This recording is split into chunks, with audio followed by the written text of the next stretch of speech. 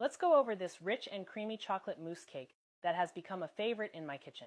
This dessert is a hit with everyone, and today I'll walk you through every detail so you can make it just right at home.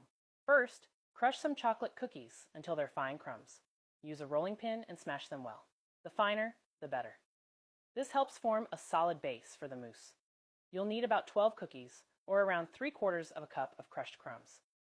Melt 3 tablespoons of unsalted butter in a saucepan using low heat and stir until completely melted. Be careful not to touch the steam with your bare hands, or it will burn.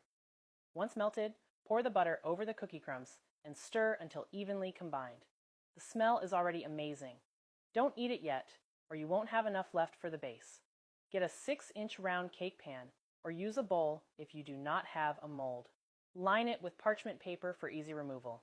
Press the cookie crumb mixture into the bottom using the rolling pin to make it flat and firm. If you do not have a rolling pin, press it down using the bottom of a cup. Place it in the refrigerator for 15 minutes to set. Meanwhile, soak 2 gelatin sheets, which is about 1 tablespoon of powdered gelatin, in cold water for 10 minutes. Do not soak too long or they will dissolve.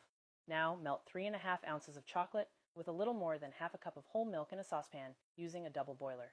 Stir until smooth and melted. Once completely melted, add in the softened gelatin and stir until fully dissolved. The texture will be rich and silky smooth. Let it cool to room temperature. While that cools, whip 1 cup of heavy cream. Make sure it's been chilled for at least 10 hours in the fridge. Add about 1½ tablespoons of sugar.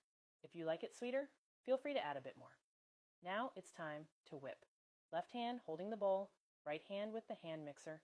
Start whipping like your life depends on it.